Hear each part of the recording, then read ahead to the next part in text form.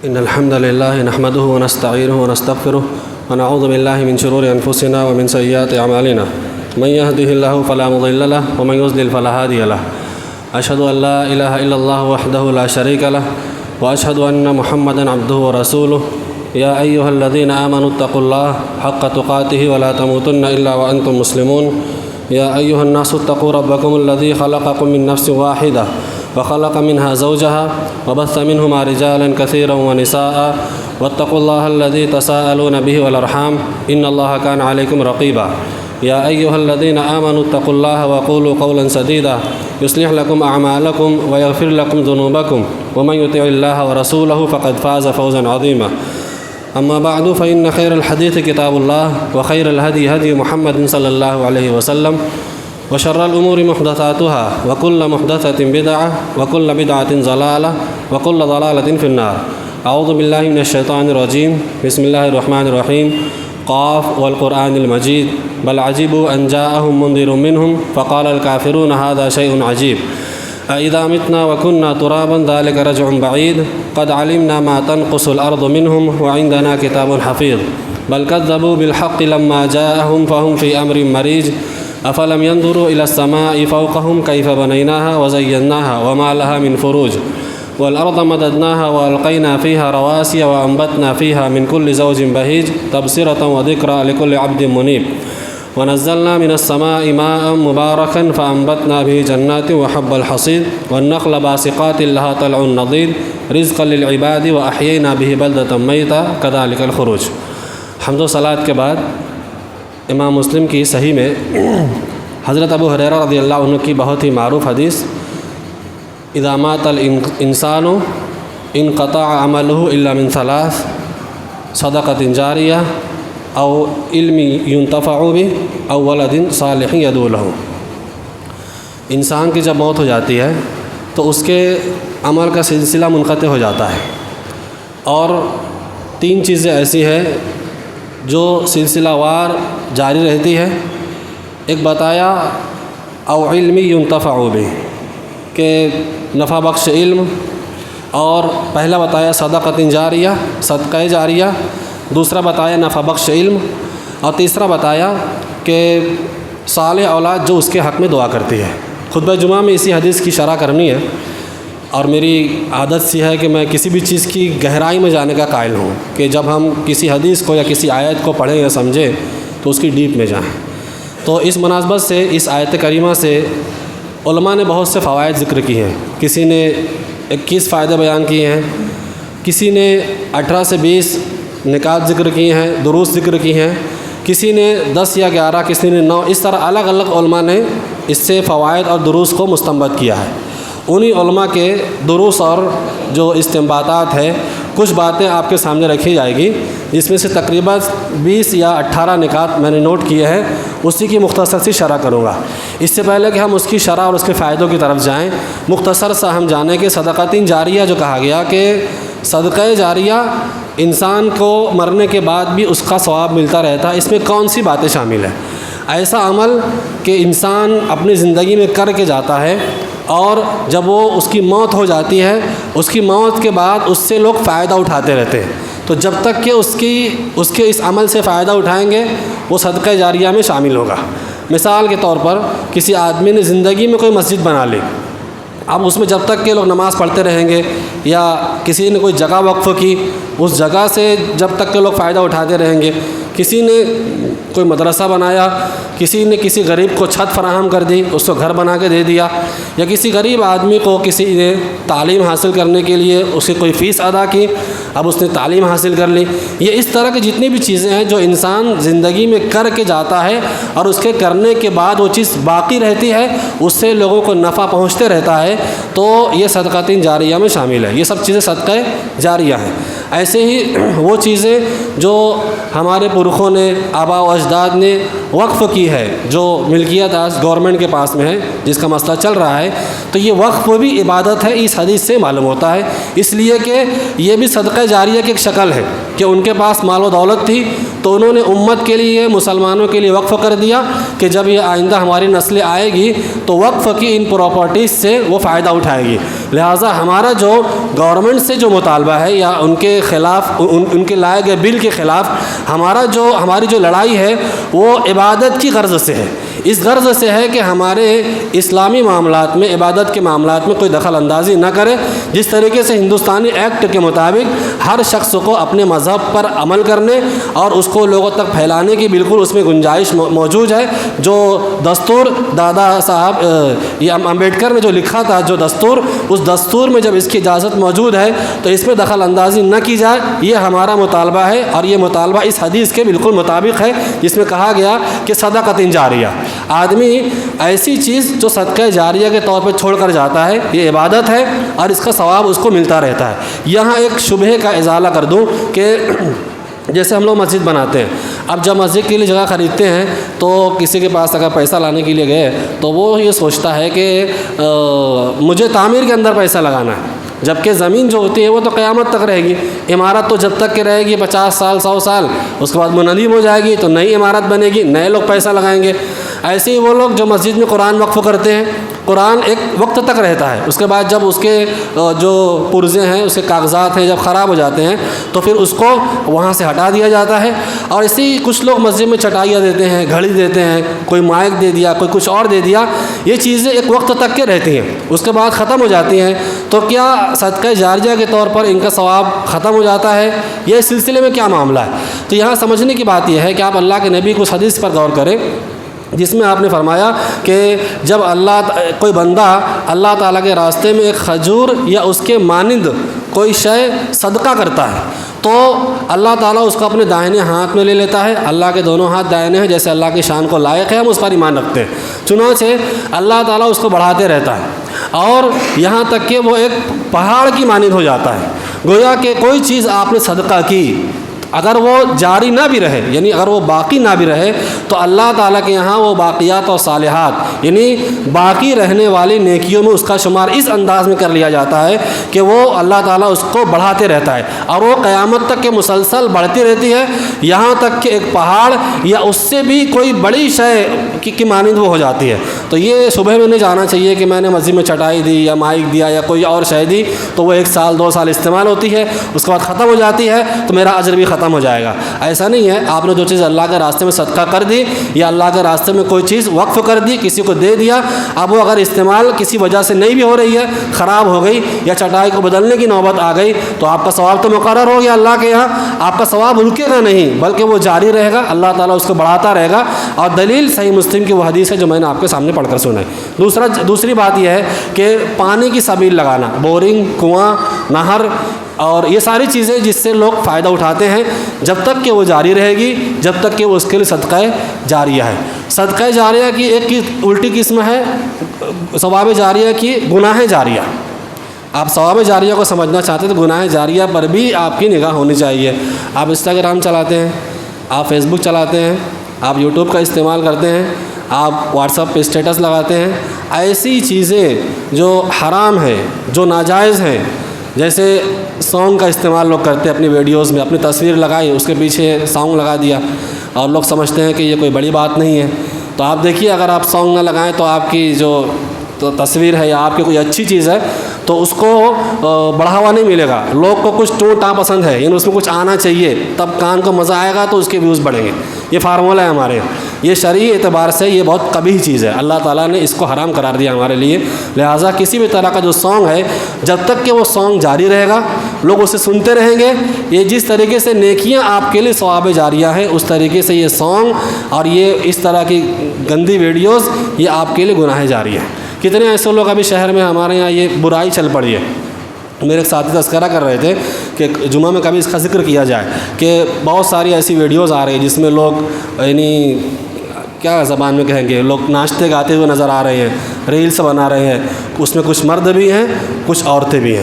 تو یہ چیز اب شہر مالیگاؤں میں خاص علاقوں سے دیکھنے اور سننے کو مل رہی ہے اور انسٹاگرام پہ باقاعدہ طور پہ دیکھنے میں آتی ہے. یہ چیز بھی گناہ جاریہ کی ایک بھیانک شکل ہے. آپ نماز کتنی پڑھتے ہیں، آپ روزے کتنے رکھتے ہیں، روزانہ تلاوت کتنی کرتے ہیں، اس کا آپ نے حساب نہیں لگایا، لیکن آپ نے ہر ہفتے 2 ہفتے میں 2-4 ریل اپلوڈ کر دی آپ نے، اور اس کو لوگ دیکھ رہے ہیں، لوگ لطف اندوز ہو رہے ہیں، اور وہ حرام اور ناجائز ہے، تو جب تک کہ وہ آپ کے انسٹاگرام اکاؤنٹ پر باقی رہے گی، لوگ اس کو دیکھتے رہیں گے، تب تک کہ آپ کو مر جانے کے بعد بھی اور زندہ رہیں گے جب تک بھی، اس کا گناہ آپ کے نامہ اعمال میں جاری رہے گا۔ اس لیے کہ کوئی آدمی جب کوئی اچھا عمل جاری کرتا ہے تو اس اچھے عمل کا ثواب اس کو ملتا رہتا ہے، جب تک کہ لوگ اس کی اقتدا کرتے رہتے ہیں، اس کی تابعداری کرتے رہتے ہیں۔ ایسے ہی جو آدمی کسی برے عمل کو ایجاد کرتا ہے، لوگوں میں اس کو پھیلاتا ہے، جاری کرتا ہے، جب تک کہ برے عمل سے لوگ فائدہ اٹھاتے رہیں گے تو اس کا گناہ بھی آپ کے اکاؤنٹ میں ملتا رہے گا، اور دونوں کے گناہ میں، یعنی آپ کے گناہ میں اور اس سے گناہ میں کوئی سمجھوتا نہیں کیا جائے گا۔ سننے والے کو، دیکھنے والے کو اس کا گناہ ملے گا، اور جو پھیلایا ہے اس کو اس کا گناہ ملے گا، دونوں کے گناہ میں کمی زیادتی کا معاملہ نہیں ہوگا۔ ایسے ہی جو آدمی نیکی کرتا ہے، نیکی کو پھیلاتا ہے، جب اس کا اجر و ثواب کسی آدمی کو ملتا ہے تو نیکی پھیلانے والے کو نیکی کا ثواب، نیکی کرنے والے کو نیکی کا ثواب ملتا ہے، دونوں کو ثواب میں کسی طرح کی کمی کا معاملہ نہیں کیا جاتا۔ یہ اللہ تبارک و تعالیٰ کی طرف سے ایک طریقے سے نیکی کے معاملے میں رحمت بھی ہے، اور گناہ کے معاملے میں ایک طریقے سے تعزیر ہے، تنبیہ ہے، اور ایک طریقے سے ترہیب کا پہلو ہے کہ آدمی اس سے ڈرے اور اپنے آپ کو بچانے کی کوشش کرے۔ تو صدقہ جاریہ میں، ثواب جاریہ میں جو باتیں آئی اس کی ضد آپ نے سمجھی کہ گناہ جاریہ کون کون سی چیزیں ہیں۔ اب اس کے بعد بتایا گیا کہ او علم ينتفع به، نفع بخش علم، جیسے آپ نے کوئی کتاب لکھی، کوئی عالم ہے اس نے کتاب لکھی، یا آپ کے شاگرد ہیں انہوں نے علم دین سیکھا، آپ کے چلے جانے کے بعد علم سیکھ رہے ہیں اور علم سکھا رہے ہیں، تو یہ صدقہ جاریہ ہے۔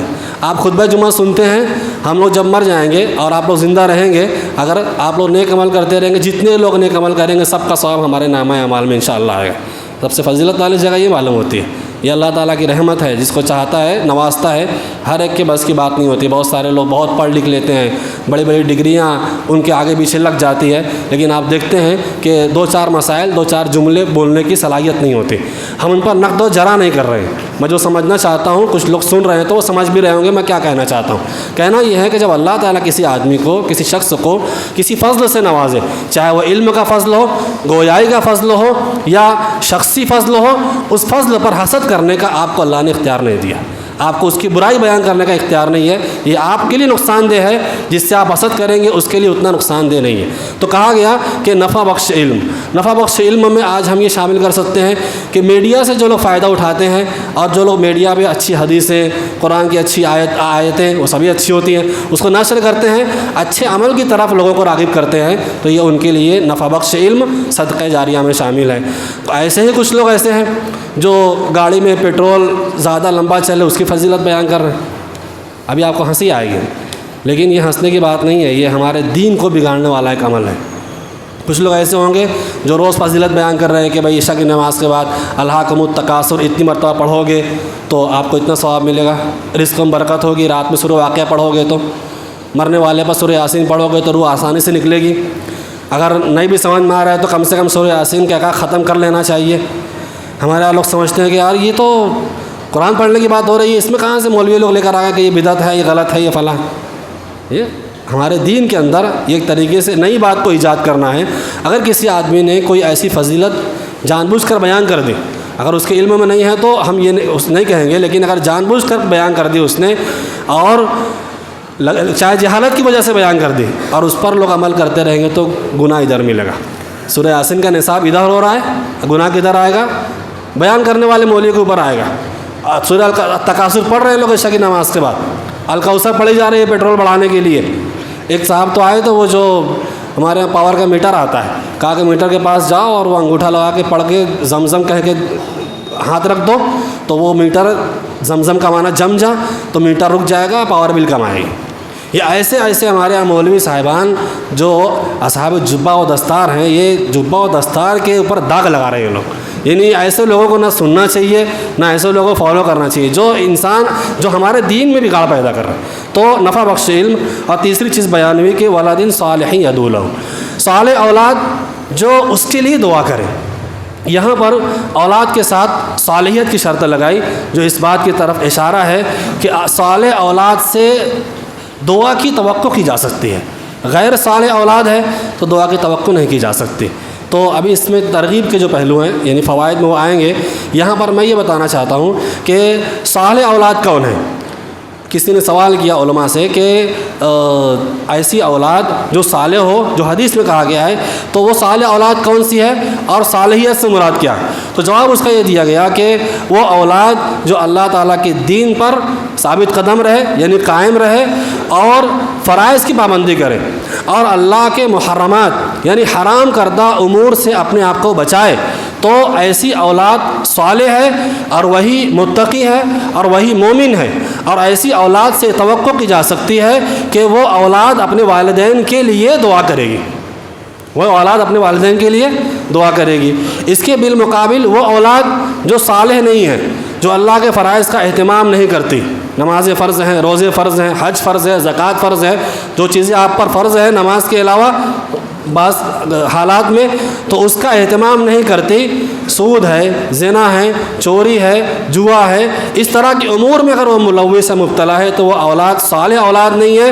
اور ایسی اولاد سے نہ دعا کی توقع کی جا سکتی ہے اور نہ ہی ایسی اولاد کی دعا کی قبولیت کی توقع کی جا سکتی ہے. اس لیے کہ جب وہ صالح ہے ہی نہیں تو دعا ہی نہیں کرے گی, اور اگر دعا کرے گی تو دعا میں وہ بات نہیں رہے گی جو صالح اولاد کی دعا میں بات ہوتی ہے. لہٰذا جب اولاد ہو تو اس کو صالح بنانا چاہیے انسان کو, وہ اولاد اس کے لیے دعا کرے گی. آئیے اس حدیث سے جو فوائد معلوم ہوتے ہیں ان فوائد کی طرف آئیں. پھر میرے ذہن میں 2-3 اور بھی باتیں ہیں, میں اس کی طرف آؤں گا.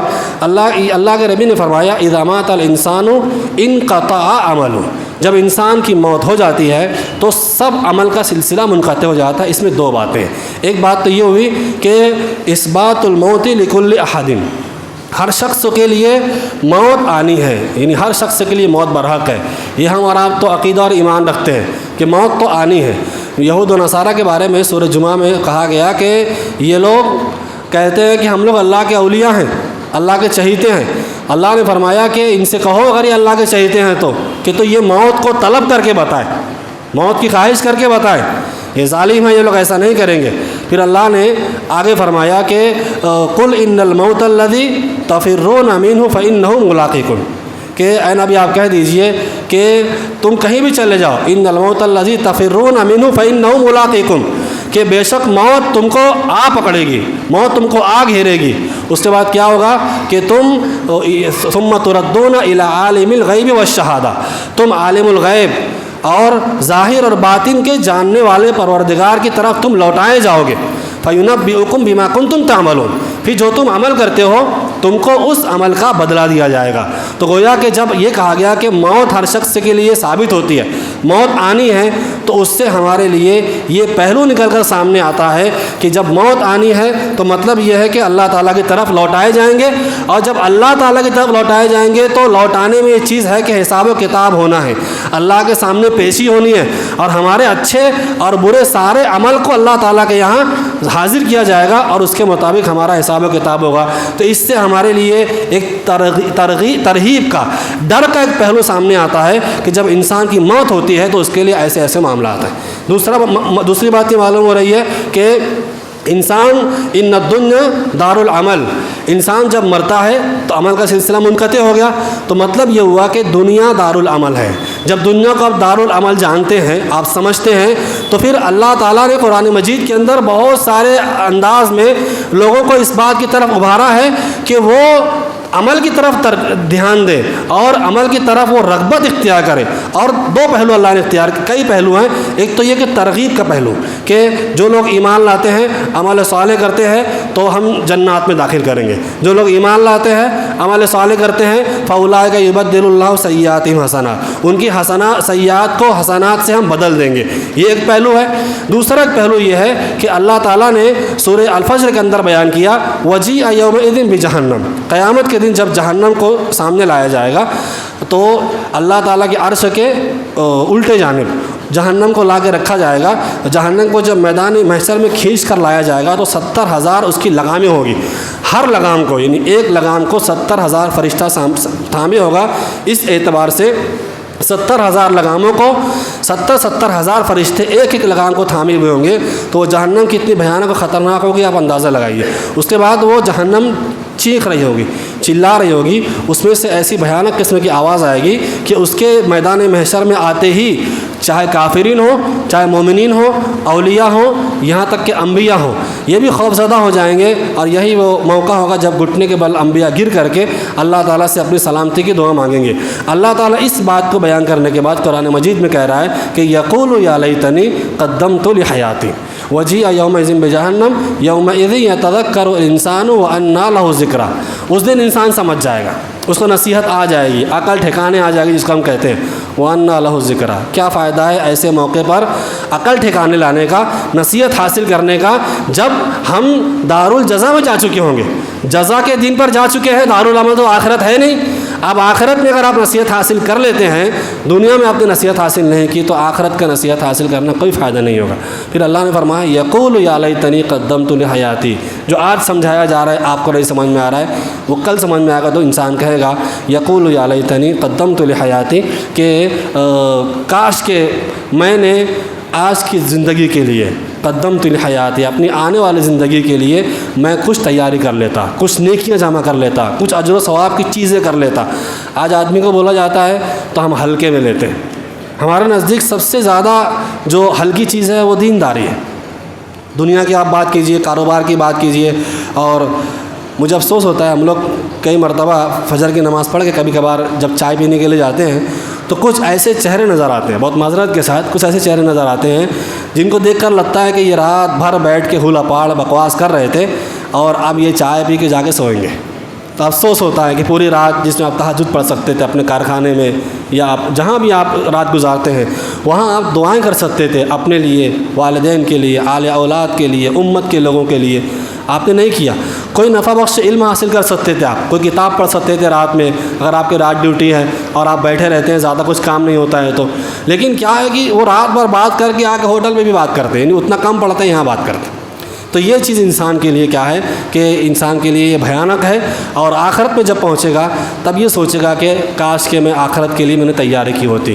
تو دنیا دارالعمل ہے، اس حدیث سے یہ معلوم ہوا۔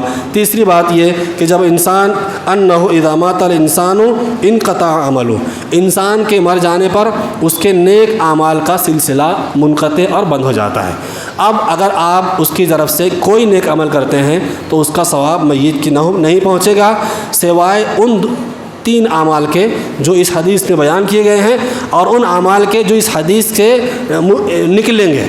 جیسے صدقہ جاریہ میں کہا گیا کہ مسجد بنا دینا، تو مدرسہ اس میں آ گیا، اس میں پانی کی نہر آ گئی، بورنگ آ گئی، یہ جزوی چیزیں ہیں۔ تو بنیاد کیا ہے؟ یہ 3 اعمال ہے۔ کہا کہ جب انسان مرتا ہے عمل ختم ہو گیا، سلسلہ منقطع ہوگا سوائے 3 چیزوں کے، اور وہی صدقہ جاریہ، صالح اولاد، نفع بخش علم۔ اس کے علاوہ کچھ نہیں پہنچتا۔ اگر آپ پہنچانا چاہتے ہیں، یہ آپ کی ضد ہے، جیسے خواتین کی ہوتی ہے کہ جب کسی آدمی کا انتقال ہوتا ہے، میت ہوتی ہے کہیں، تو وہ بہت زور میں ہوتا ہے، یعنی کچھ نہ کچھ ہونا چاہیے۔ ہمارے یہاں بھی فون کا دور ہے، تو بعض جگہ یہ بھی دیکھنے اور سننے میں آیا کہ خواتین جو ہوتی ہیں وہ صبح سے شام تک ایک نصاب طے کرتی ہیں کہ بھئی 10 سورہ یاسین میں پڑھوں گی، 10 تو پڑھ لینا، 5 تو پڑھ لینا۔ پھر وہ جب مغرب کی نماز ہوتی ہے یا عشاء کی نماز تو فون کر کے کنفرم تیری ہو گئی کیا؟ یہ بولتی ہیں ہاں ادھر سے ہو گئی، تو پھر وہ کتنا نصاب ہوا 40 سورہ یاسین کا، اتنا نصاب جوڑ کر کے پھر عشاء کی نماز کے بعد سب کو فون کیا جاتا ہے کہ دعا کر کے بخش دو اس کو۔ تو یہ پہنچانے کا سسٹم ہمارے یہاں، یہ بدعت ہے۔ اور جو آدمی بدعت کو ایجاد کرتا ہے وہ دین کو بگاڑتا ہے۔ بدعت کو ایجاد کرتا ہے تو بدعت کا ایجاد کرنا، بدعت پر عمل کرنا، یہ دونوں چیزیں حرام ہیں۔ اور اگر آپ بدعت کی تعلیم لوگوں کو دے رہے ہیں تو یہ 2 چیزیں جو حرام ہیں، بدعت پر عمل کرنا اور بدعت کو پہنچانا، اس سے خطرناک یہ ہے کہ آپ دوسروں کو بدعت کی ترغیب دے رہے ہیں۔ لہٰذا یہ حرام میں زیادہ بری چیز ہے کہ کوئی آدمی یا کوئی عورت کسی شخص کو بدعت پر عمل کرنے کی ترغیب دے۔ کچھ لوگ ایسے ہوتے ہیں جیسا کہ کچھ مولانا مختار احمد ندوی رحمہ اللہ کی کتاب ہے ایصال ثواب و قرآن خوانی، اس میں انہوں نے لکھا ہے، کسی سلف کا قول نقل کیا ہے یا امام مالک کا، کہ بعض لوگ ایسے ہوتے ہیں کہ وہ جو ثواب جاریہ والا معاملہ ہے، جیسے حدیث میں تو نہیں ملتا ہے، تو وہ خواب سے معلوم کرتے ہیں۔ کہ ایک بزرگ تھے، ان کے خواب میں یہ بات آئی کہ میں نے فلاں فلاں عمل کیا تو میرے ابا کو میں نے جنت میں دیکھا۔ لہٰذا اس وجہ سے اس بزرگ کے اس خواب سے یہ بات معلوم ہوئی کہ ایسا کرنے سے میت کو راحت ہوتی ہے، تو آپ وہ عمل کرو۔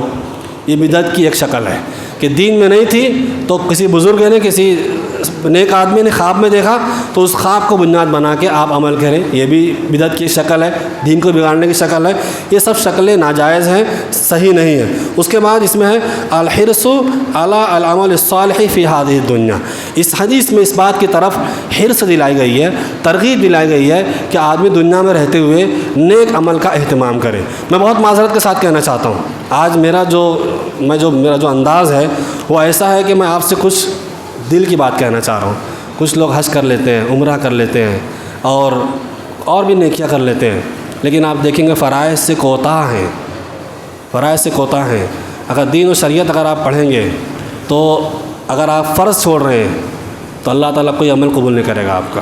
یہ میری بات نہیں ہے، حضرت ابوبکر صدیق رضی اللہ عنہ نے یہ بات کہی تھی کہ اللہ تعالیٰ کسی شخص کا کوئی عمل اگر وہ فرائض کا تارک ہے تو اللہ تعالیٰ قبول نہیں کرے گا۔ کل قیامت کے دن پکڑیے گا نہیں کہ بتائے نہیں تھے آپ، آج بتا دیا گیا آپ کو۔ تو اگر آپ صدقہ کر رہے ہیں، خیرات کر رہے ہیں، بہت نیکیاں کر رہے ہیں آپ، لیکن آپ فجر نہیں پڑھ رہے ہیں، عشاء نہیں پڑھ رہے ہیں، عصر آپ گل کر دے رہے ہیں، تو بھرمتی مت رہیے گا کہ سب لکھا جا رہا ہے آپ کا۔ فرض و بنیاد ہے نیک اعمال کی قبولیت کے لیے، فرض زکوٰۃ ہو، فرض حج ہو، فرض نمازیں ہوں، فرض روزے ہوں، یہ سب بنیاد ہے نوافل کے قبول ہونے کے لیے۔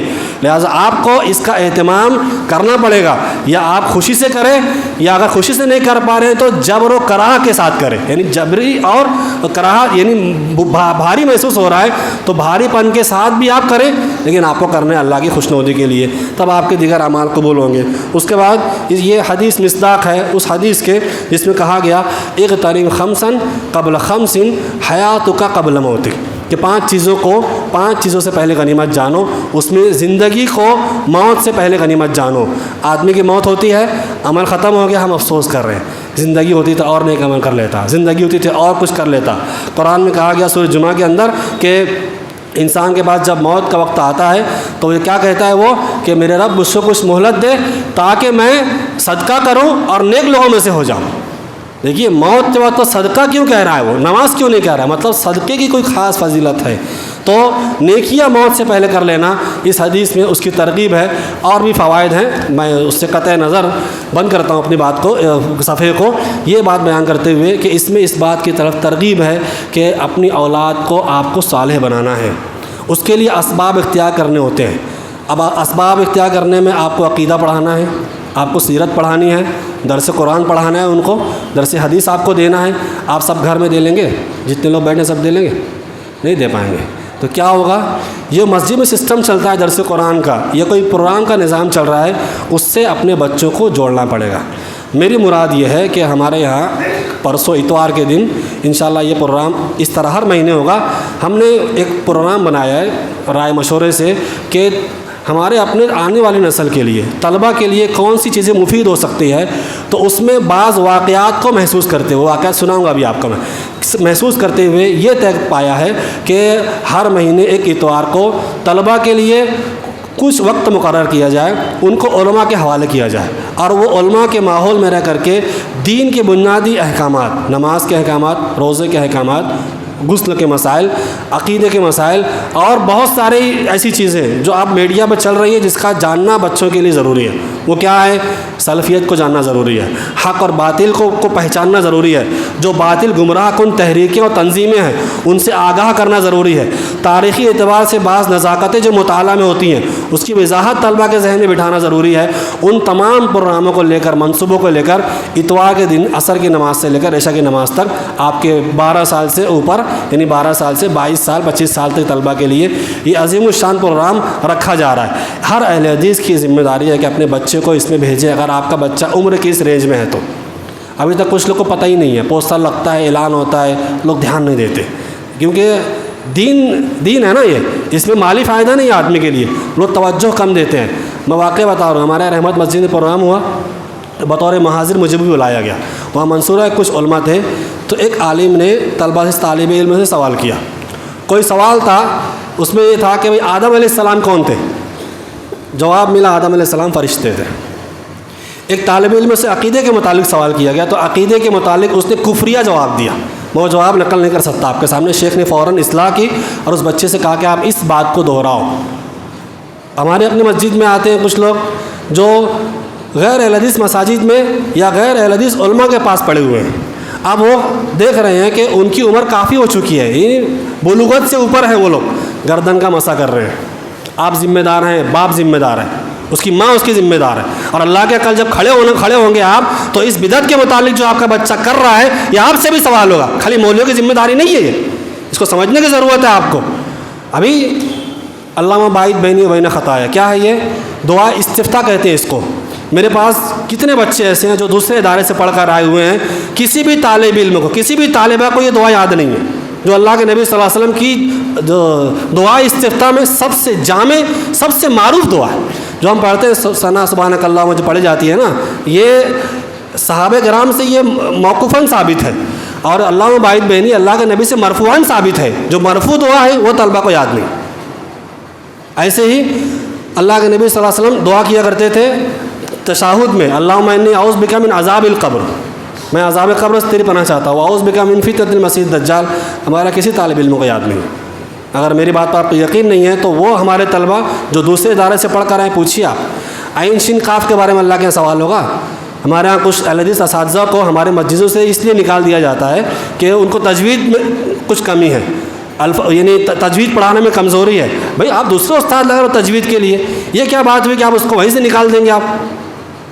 آپ اگر طالب علم ہو, کسی راسخ العقیدہ عالم کے پاس, آدمی کے پاس علم حاصل نہیں کرے گا, اس کے عقیدے میں منہج بگاڑ آئے گا کہ نہیں آئے گا. میرے گھر کا ایک بچہ کہہ رہا تھا کہ وہ حسبی ربی جل اللہ, اور اس میں آ گیا نا کہ نور محمد صلی اللہ پڑھا اس نے. میں نے کہا یہ پڑھو دین و محمد صلی اللہ, تو کہا نہیں نور محمد صلی اللہ صحیح ہے, اس لیے کہ ہمارے اسکول میں ہمارے ٹیچر نے ہم کو نور محمد بتایا. کفریہ چیز ہے یہ, عقیدے میں آ رہا ہے بچوں کے, اسی بات کو محسوس کیا گیا ہے. دو واقعہ بیان کر کے بات ختم کرتا ہوں, بہت مختصر ہے. اللہ تعالیٰ نے سورہ کہف کے اندر بیان کیا کہ موسیٰ علیہ السلام اور خضر علیہ السلام جب نکلے, ایک بستی میں گئے, کھانا کھانے کی ضرورت پڑی, بھوک لگی, تو ظاہر سی بات ہے کہ مسافر ہیں, جب بستی میں آئیں تو ان کے لیے کھانے کا انتظام کرنا بستی والوں کی ذمہ داری. ہمارے یہاں لوگ آتے ہیں تو بیچارے ہوٹلیں پوچھتے ہیں, ہمارا ادھر ہوٹل ادھر چلے جانا. آپ کو اللہ نے نوازا ہے تو بٹھائیے, لے جائیے, کھلا کے لائیے اس کو. انہوں نے کھانا نہیں دیا. جب بستی کے باہر نکلنے لگے, ایک دیوار تھی جو گرنے پر تھی, یا کچھ حصہ گر گیا تھا, اس کو زمین سے پورا جڑ سے ختم کیا, دیوار کو توڑا نیچے سے, نئی بنیاد بنائی اور دیوار بنا دی. موسیٰ علیہ السلام کہنے لگے کہ اس بستی کے لوگوں نے کھانا نہیں دیا اور آپ حسن سلوک کر رہے ہیں. کہا کہ حسن سلوک کرنے کی وجہ یہ ہے کہ وَأَمَّا الْجِدَارُ فَكَانَ لِغُلَامَيْنِ يَتِيمَيْنِ فِي الْمَدِينَةِ وَكَانَ تَحْتَهُ كَنْزٌ لَهُمَا وَكَانَ أَبُوهُمَا صَالِحًا. اس دیوار کے نیچے دو یتیم بچوں کا خزانہ مدفون ہے, دفن ہے. اب اگر یہ دیوار گر جاتی تو خزانہ کھل جاتا, لوگ لے کر چلے جاتے, لوٹ لیتے. تو تمہارے رب کی یہ چاہت تھی کہ وہ دونوں بچے جو یتیم تھے بالغ ہونے کے بعد اپنے رب کی رحمت سے اس خزانے کو نکال لیں. پھر جملہ نقل کر رہا ہے قرآن مجید, وَكَانَ أَبُوهُمَا صَالِحًا, ان کا باپ صالح شخص تھا. فَأَرَادَ رَبُّكَ أَن يَبْلُغَ أَشُدَّهُمَا وَيَسْتَخْرِجَ كَنزَهُمَا رَحْمَةً مِّن رَّبِّكَ. ان کا باپ صالح شخص تھا, نیک شخص تھا, تو تیرے رب کی یہ خواہش تھی کہ وہ اپنی جوانی میں وہ خزانہ تیرے رب کی رحمت سے نکال لے. رب کی رحمت انسان کے مرنے کے بعد اعلی اولاد پر اس وقت ہوتی ہے جب باپ صالح ہوتا ہے, ماں صالح ہوتی ہے. اللہ حفاظت کرے گا. ہوتا ہے نا ہمارے یہاں کسی آدمی کا 35-40 سال میں اٹیک آیا, اس کا انتقال ہو گیا.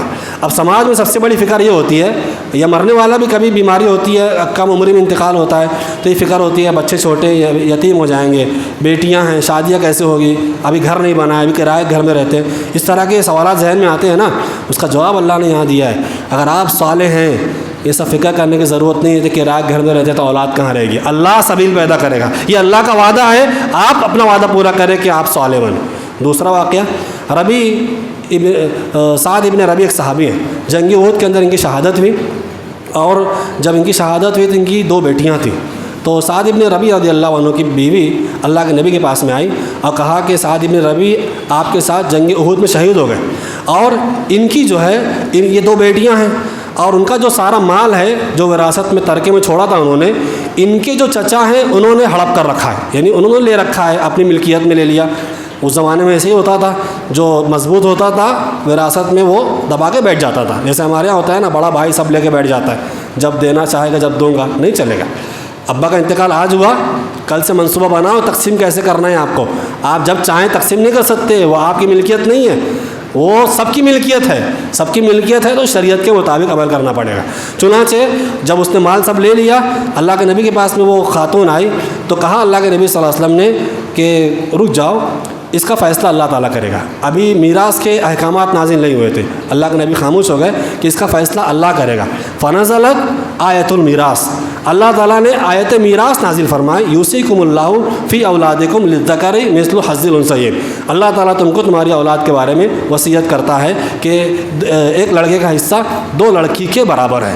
میں نے نیا پورے میں بیان کیا کہ ایک لڑکے کا حصہ دو لڑکی کے برابر ہے. یہ بھی کہا جا سکتا تھا کہ ایک لڑکی کا دو لڑکیوں کا حصہ جو ہوگا وہ ایک لڑکے کے برابر ہوگا, یہ بھی کہا جا سکتا تھا نا. لیکن اللہ نے ایسا کہا کہ دو لڑکیوں کے برابر ایک لڑکے کا حصہ, جس کا مقصد یہ معلوم ہوتا ہے, نقطہ جو معلوم ہوتا ہے کہ لڑکیوں کا حصہ طے ہوگا تو لڑکوں کو ملے گا. مطلب لڑکیوں کو بہنوں کو حصہ دینا ہے, کوئی آپا لے گی نہیں. ہاں, ہمارے ایک بہت بڑی مسجد بنی, بولنا اب کیا کریں گے, ابھی بولنا پڑتا ہے. بہنوں کا سارا پلاٹ لے کے باپ کے نام سے مسجد بنا دی. بہنوں نے مطالبہ کیا کہ ہمارے پوچھے بغیر آپ نے کیسے کیا, جائز نہیں ہے, مسجد بھی نہیں بنا سکتے آپ پوچھے بغیر بہنوں کے, ان کا لیے آپ بنا پوچھے لے کے, وہ ان کا مال ہے, ان کے حوالے کرو پہلے. تو ہوا کہ آیت میراث نازل ہو گئی.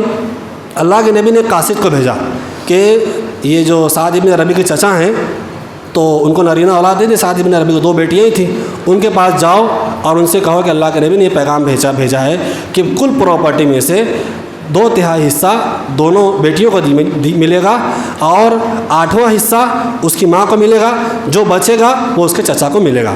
80% مال ادھر آ گیا, 20% مال اس کے چچا کو ملا وراثت میں. تو اس واقعے میں ایک جو بات بتانا ہے وہ یہ ہے کہ سعد ابن ربیع صحابی رسول ہیں. جنگ احد میں شہادت ہوئی.